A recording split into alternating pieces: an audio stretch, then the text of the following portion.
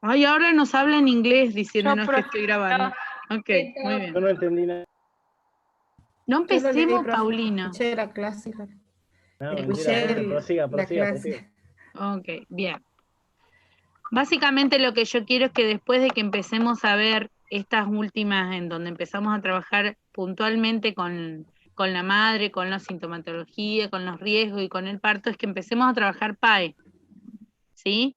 Porque ya para los siguientes exámenes, que el próximo que vamos a hacer un trabajo práctico, ¿sí? De a 2 personas, y va a ser evaluativo, obviamente, pero lo que vamos a tomar es cómo atender al paciente, es decir, toda la parte de atención de enfermería, así que vamos a hacer un PAE aplicado a materno, ¿ok? Ahí es cuando nadie más habla. Digo PAE y todos se quedan callados. sí, profe, se entendió. ¿Ese va a ser el trabajo práctico, el PAE aplicado a materno, profe? Sí, un PAE evaluativo entre 2.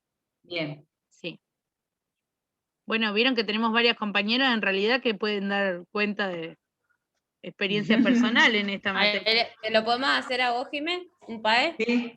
¿Virtual? Sí. Ya tenemos Y tenemos una puérpera hacer también. Tenemos una puérpera por ahí. ¿Quién? ¿Quién? La Dani. Ya tuvo. ¿Qué No sé Dani? por dónde. ¿Quién es anda. Dani? No sé si está por ahí. ¿Vino? Daniela Dani? Torres, felicidades, Dani. Ah, felicidades, mira el bebé. Uy, El Dani. bebé o ¿A la dónde? ¿No lo bebé está o el mostrando? bebé? Yo no lo veo. Sí, lo está A ver. Yo la mostrando. saludé. Pobrecito, está dormido ese nene. Oh, Chiquito. ¿Vieron Parece que a mí había de que, bonito. hay que sacar a mostrar? Hay que mostrar los críos. Ok. Bueno, felicitaciones obviamente a la compañía. Así que ahí tenemos, ¿cómo se llama?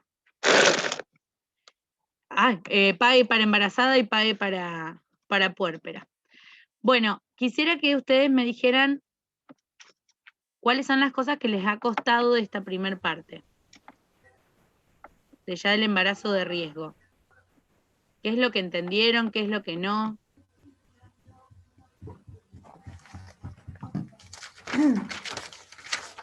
Necesito hacer una pausa, claro, 2 Sauer. segundos. Necesito hacer una pausa. ¿A Río de Janeiro se van a ir? Bueno, ahora sí se quedan todos callados de nuevo. Perdón, teníamos problemas con uno de los teléfonos que no le podíamos habilitar el audio y no podía dar la clase. Mis niñas. Bien, decíamos, dentro de esta parte a mí me parece que es un tema bastante sencillo, o sea, si bien tiene varios compuestos, me parece que es bastante sencillo y les va a decir, por ejemplo, en el caso de los marcadores o en el caso de, por ejemplo, el test de hemoglobina, lo que le está diciendo en realidad es saber cuáles de estas pruebas al dar mal, ¿sí? El resultado se transforma en una paciente de riesgo, ¿sí? Dentro de la de hemoglobina es justamente lo que vamos a saber si la paciente está anémica.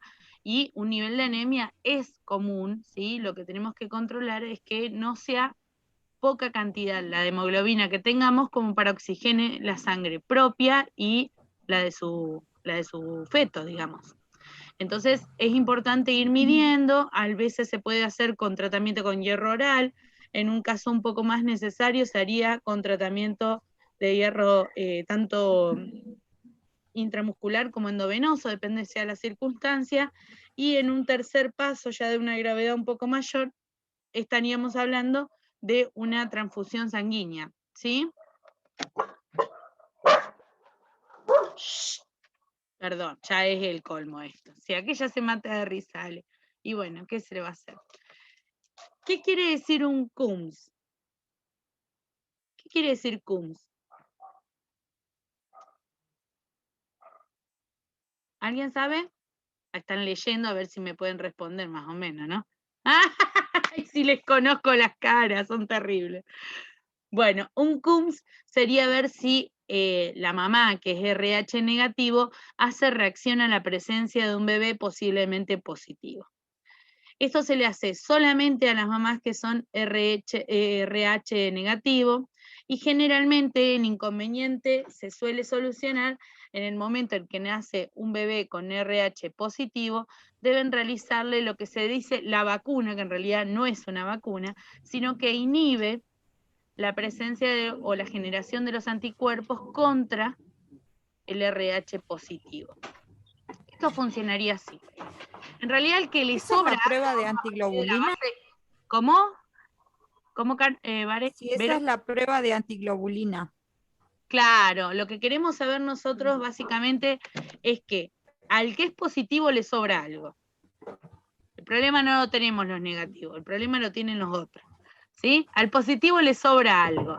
Esa proteína extra, ¿sí? Ese elemento extra, lo que hace es que cualquier cuerpo cuando ingresa un agente extraño intenta combatirlo. Bueno, al paciente que es negativo, es decir, en este caso sería la mamá, que es negativo, en el momento en que tiene contacto, y no siempre lo va a tener, pero en el momento en el que tiene contacto con sangre positiva, en el momento del parto, que puede ser producto de su bebé, en ese caso, ¿sí? Puede generar en la mamá lo que nos pasa siempre con la inmunización, intentar defenderse de aquel agente extraño. Y como esto fue solamente una muestra, es decir, fue un poquito de sangre la que puede haber contaminado, entonces lo que la mamá hace es aprender a combatir con esta varicela, básicamente para no volver a tenerla. Entonces, en el momento en el que está embarazada nuevamente, si no se inhibió la formación de esta inmunización que hace la mamá, ¿sí? Si no la inhibimos a tiempo, lo que va a pasar es que va a reconocer el RH positivo del nuevo embarazo y es contra ese embarazo contra el que ataca. ¿Se entiende? Para sacar el cuerpo extraño con el que está sensibilizado. ¿Sí? ¿Por qué? Porque su cuerpo se preparó para liberar a su propio organismo de cualquier agente extraño. No reconoce esa proteína extra de la sangre. Y no es solamente que no la reconoce, sino que aprendió con una dosis pequeña a combatir contra ella. Y puede generar incluso un aborto. Profe, Entonces y el RH sensibilizado es un factor de riesgo en el embarazo. Por supuesto. ¿Sí? Porque en el parcial me lo corrigió como mal.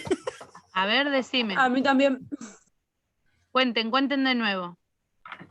Que en el parcial vio que usted puso que era factores de riesgo en el embarazo. Sí, y leí bien puso la pregunta. desnutrición, menores, RH sensibilizada, bueno, y otros más, y yo puse el RH sensibilizada y me puso que no. Me puso solo que desnutrición materna y menores de 18 años. A mí también. Fíjate qué tipo de riesgo. ¿Qué tipo de riesgo decía? Era biológico. Riesgo biológico. Riesgo biológico. Este no es biológico. No es. Ahí está el error. Ah, yo sabía. profe, y si la mujer es RH positivo y su feto es negativo, Nada. ¿y pasa algo? Ella tiene una proteína extra y él no la tiene. Entonces, en ese caso, ni nota. La ausencia no es el problema. El problema siempre es con un agregado. ¿Sí? Bien. Sí. El problema es que no es un factor biológico, chicas. No es que no sea un factor de riesgo, no es un factor de riesgo biológico. Vuelvan a leer de qué tipo de factor de riesgo. Anotado. Sí, decía biológico, tiene razón. Biológico. Bien, pero igualmente yo admito, cuando usted me dice me equivoqué, pero fijémonos porque a lo mejor en ese truquito está la diferencia, ¿sí? Lean bien las preguntas, tranqui. Prueba de tolerancia a la glucosa, asquerosa, no sé si a quién se lo habrán hecho, pero es de las cosas más detestables que te tocan A mí me lo hicieron. ¿No? Sí, a todos los embarazos se lo hacen. Sí, No, a mí actualmente. nunca me lo hicieron. Como 3 veces. A mí no me lo hicieron. Yo la primera vez lo vomité, no pude aguantar y me lo tuvieron que hacer como 2 días después y compré la glucosa sabor limón. Peor, parece que es más dulce. Básicamente lo que te hacen es tomar una cantidad insostenible de glucosa, pero asquerosamente insostenible de glucosa, para ver cuánto tiempo, sin hacer ejercicios y sin diluirla con agua, cuánto tiempo tarda tu cuerpo en neutralizar esa cantidad de azúcar. Es decir, si la insulina puede cumplir con la función que corresponde, es para saber si puede llegar a ser que tengas diabetes gestacional. ¿sí? Entonces, se espera que baje X cantidad en cierta cantidad de tiempo. ¿Se va entendiendo? Sí, profe. Entonces no te dejan ni siquiera ir al baño. No. Después hay que Por- esperar 2 horas y te vuelven a dar, después 2 horas más, otra vez, no, por favor, que se... Es asqueroso. Yo Tortura dije, china. ¿por qué no la hacían con una Coca-Cola? Que debe tener la misma cantidad de azúcar, pero sabe mejor. Pero no me dan bolilla. ¿Qué cosa más dulce que una Coca-Cola te podés tomar como embarazada? Es como el tope. O sea, tomate 1 litro, no molestes. Por Yo eso, tenía, para- uno de mis antojos era tomar Coca-Cola. Horrible. es terrible. El hecho es que Con es, Fernet, ¿no? sinceramente, tiene tal nivel de glucosa que tiene gusto metálico. O sea, se pasa de tal manera que parece como edulcorante, pero como Bueno, Ah, a mí lo que me pasó después del COVID es que yo no puedo tomar gaseosa porque le siento gusto, ahora yo lo siento como veneno, como lo que es, pero lo siento. Y nunca más pude volver a tomar Coca-Cola. Viste que en realidad sí te va cambiando, incluso en el embarazo también te cambian los sabores y los olores. Hay muchas cosas que antes no te gustaban y que posteriores a esas sí. Bien, básicamente la tolerancia de glucosa es eso, es soportar algo realmente insoportable durante ese término y pretender que baje la glucemia en cierta cantidad de tiempo para mostrar un correcto funcionamiento de la insulina. Cultivo vaginal se lo tienen que hacer a todas las embarazadas, ¿sí? Generalmente lo hacen directamente en el laboratorio, son pocos los médicos obstetras que lo terminan haciendo el procedimiento, es básicamente de rutina, obviamente es para detectar cualquier tipo de infección que pueda tanto subir por el canal, ¿sí? Y terminar provocando alguna infección sobre el feto o en el momento del parto, ¿sí? Que pueda transmitirse a través del canal de parto, ¿sí? Ese es por el estreptococo, ¿no, profe? Sí, mayormente el estreptococo. No es la única infección que se puede tener a nivel vaginal, pero es la más común sin hablar de alguna patología asociada. Es como propia del embarazo. Es propia Claro, y de de la hecho, humedad que se acumula. ¿Cómo? claro, que de hecho dicen que, bueno, podés llegar a tener un montón de infecciones normales, digamos, que la mujer tiene, sobre todo en el embarazo, por cómo está tu sistema inmune, pero sí el tema del estreptococo, por lo menos el hisopado que te hacen en la semana 35, clavado y demás, que se puede detectar de antes, que si se detecta de antes ya lo dan como positivo, e igual ya te determinan el tratamiento que es con penicilina. Sí, Pero es sí, también para que es en el momento del parto y 4 horas después que te dan penicilina, por lo que me decía la doctora, que era el tratamiento que se utilizaba para ese bichito particularmente. Pero sí. que si bien te lo hacen en la semana 35, si antes te da positivo, ya lo toman como positivo y listo. Y ya en el momento del parto lo tratan de esa manera.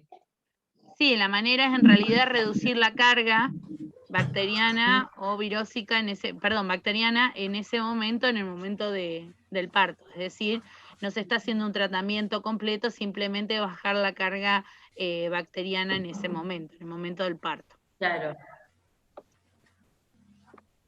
Complicaciones. Ahora sí se empieza a poner más emocionante. Complicaciones, hemorragia, ¿sí? Por lo cual podemos estar hablando de una menstruación que no termina, es decir, hay gente que sigue menstruando incluso hasta el 6º mes de embarazo, ¿sí? Y diferente es encontrarnos ya con una embarazada que empieza justamente a menstruar posterior, es decir, que empieza a tener pérdidas. Ahí va la diferencia entre una y otra, ¿sí? Seguimos denominando menstruación en los primeros meses de embarazo cuando... Pero estos perros. Ale, ¿podés silenciar el micrófono? Porfa. Decía que la seguimos denominando menstruación cuando estamos hablando de estos primeros... clases. Espera que yo la mute. Ahí está. En los primeros meses de embarazo puede continuar el periodo menstrual, ¿sí? A veces puede ser por una concentración no muy alta de la gonadotropina coriónica, perdón. Y se tarda, ¿sí?, en cortar la menstruación, es decir, que llega a la concentración suficiente para que deje de menstruar la paciente. Pero en cambio, cuando la paciente dejó de menstruar en el momento que comienza el embarazo y como en el 6º mes empieza a sangrar, eso lo denominamos pérdida, pasa por otro lado, ¿ok? Bien. Dentro de estas pérdidas, por supuesto, que nos podemos encontrar con la consecuencia de un aborto, ¿sí? Donde se siguen, acuérdense ustedes que la menstruación es la pérdida de qué parte, qué capa se perdía. La capa funcional del endometrio. Muy bien, el endometrio, perfecto, la capa funcional del endometrio. Entonces, en este caso está adherido, está implantado ese endometrio hasta que llegó a arraigarse. Pero ante la pérdida de este endometrio, sí, podemos llegar a tener el desprendimiento de la placenta y por lo cual, como consecuencia, el aborto, ¿sí? En el caso de que esos abortos queden inconclusos, se debe completar el aborto, ¿sí? De manera quirúrgica. Vamos a tener lo que es amenaza de aborto, es cuando justamente aparecen este sangrado y que puede ser en abundancia, que va en aumento, ¿no? Acá dice la aparición de calambres. Fíjense, ¿por qué podríamos llegar a tener calambres? Porque se está desprendiendo, digamos, el endometrio. Como el desprendimiento por ahí nos puede provocar los calambres. ¿Ustedes se acuerdan? No, pasa por otro lado. Porque los calambres no son en el abdomen, no estamos hablando de calambres en el útero, hablamos de calambres comunes, en las piernas, ¿sí? En la zona muscular. Por falta de potasio. Exacto. ¿Y por qué? Por falta de sangre, tenés una hemorragia. Exactamente, falta de transporte. Tenemos una hemorragia y la sangre va a estar concentrada en las zonas prioritarias. Cuando hay hemorragia, sí, el cuerpo sabiamente ocupa esa sangre que tenemos en zonas prioritarias, por lo cual anula la circulación, disminuye, ¿no? La circulación en el caso de las piernas y empieza con calambres, ¿sí? Después vamos a tener un aborto que cuando ya es inevitable, bueno, cuando hay una hemorragia, calambres, sí, y que empieza a dilatarse el cuello del útero, ya en ese momento vamos a tener presencia de aborto, ¿sí?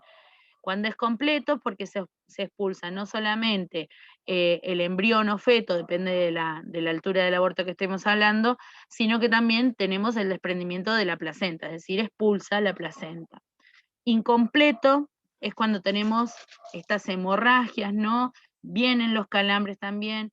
Puede ser que se genere la expulsión del feto, pero queda, por ejemplo, restos dentro. Restos le llamamos, por ejemplo, a la placenta, que no se desprenda o que se desprenda en parte y todavía quede resto. En ese caso hay que completar ese aborto. Aborto retenido es justamente cuando lo que queda dentro es el feto. A pesar de que muere el feto debido a la hemorragia, la falta de circulación interna, queda retenido. Entonces, al no ser expulsado, se necesita un medio quirúrgico. Sé que son molestos estos temas, chicos, pero ustedes lo tienen que afrontar más que desde lo personal, desde lo profesional, ¿ok? Bien, séptico. Perdón, el retenido sería como los embarazos que se detienen, o sea, que no hay más crecimiento, no se tiene ninguna pérdida ni nada, sino que simplemente se detiene el embarazo. En realidad tiene que haber muerte del feto, porque cuando uno dice detiene, a veces estamos hablando de detenimiento del crecimiento, ¿sí? Bien. El feto no crece, pero todavía tiene latidos cardíacos, entonces en ese caso hay que sacarlo para alimentarlo, ¿sí? En este caso, el feto está muerto y no hay otra cosa que provocar la expulsión. En esos casos yo difiero de la concepción habitual, no estoy muy de acuerdo, a pesar de el hecho es no hacer pasar a la mujer por una cirugía, entonces se le obliga incluso a hacer el parto de un feto muerto, y depende del grado, del tamaño o de desarrollo de ese feto, para mí es muy traumático, entonces yo considero que una cirugía, por más que sea una cesárea, considero que es menor que el trauma de pasar por un parto sabiendo que el feto ya está muerto. Insisto, A mi mamá se lo hicieron por parto natural y ya tenía 8 meses y media, mi hermana. No, es tétrico, me parece atroz. Pero a mí, es mi concepción, ojo, no quiere decir que la teoría diga que, no, estoy diciendo lo que a mí me parece. La teoría dice que todavía hay que hacerle hacer el parto. Para mí no, pero bueno. Ya llegará un momento en el que podamos terminar eligiendo, o incluso eso. En algún momento tiene que ser. Y el habitual denominamos con cualquiera de estos dos tipos de embarazo antes mencionados, pero la repetición, es decir, una persona que tiene por lo menos 3 abortos. Ustedes habrán visto, y si no lo deben estar viendo en comunitario, todo lo que es familiograma, ¿no es cierto? Sí. Bueno, se fijaron Sí. que hay símbolos para cuando es un feto abortado, cuando es con embarazo y todo. Bueno, lo mismo nos pasa a nivel de PAE. Fíjense ustedes que parte de las preguntas que en algunos casos empezaron a hacer algunos en contacto con NOA, pero parte de las preguntas era, ¿sí?, si había tenido gestas. Acostúmbrense a preguntarlo desde ese punto, porque no es lo mismo, a veces no se animan y terminan preguntando si tiene hijos.